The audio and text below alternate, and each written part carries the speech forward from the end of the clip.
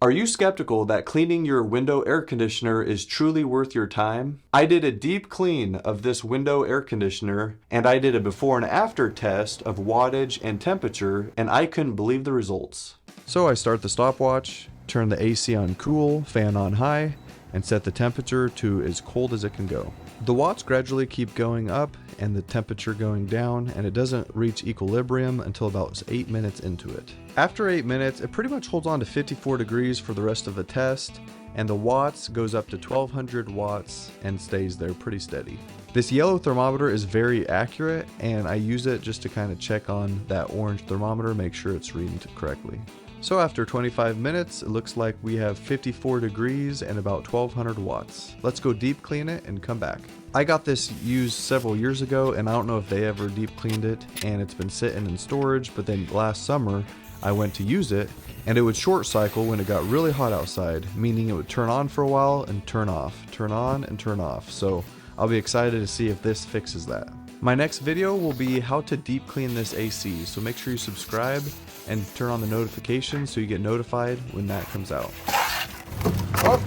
There's one crucial spot I show you where to clean, or it'll start flooding the inside of your house. So be on the lookout for that video. So let's get this thing fired up and do the after test. This isn't super scientific test, but I did try to make sure all the variables and environment was about the same. I'll write down the temperature and the wattage used at 5-minute intervals for you. The indoor temperature on the left was 74 degrees and the right 72 degrees when we started the test. And you could see the outside temperature was within 2 degrees when we started both tests.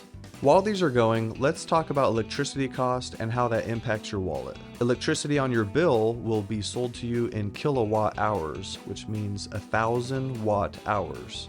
So if an appliance used 1,000 watts and ran for 1 hour, you would be charged 1 kilowatt hour.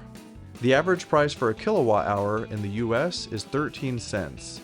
I live in Kansas, so it's 12 cents per kilowatt hour, but if you lived in California, it would be about double, and even more so in Hawaii. As you will see in this test, the watts stay pretty close to 1200 for the before and around 830 for the after. So doing some math, if you lived in California and you ran the dirty AC all day long, it would cost $5.76. But if you cleaned it, it'd only be $3.93, and then times that for however many days you need to run it. But that's not the end of the story. That's if it put out the same amount of cold air.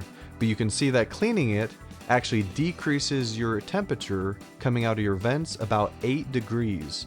So a dirty AC actually probably costs 2 or 3 times more, because not only is it working a lot harder and gobbling up electricity, but it also has to work a lot longer to cool down the same room. And this is only a small 8,000 BTU unit. A bigger AC would have bigger savings. Another way a dirty air conditioner can affect your wallet is it has to run a lot harder and will decrease the lifespan of your AC.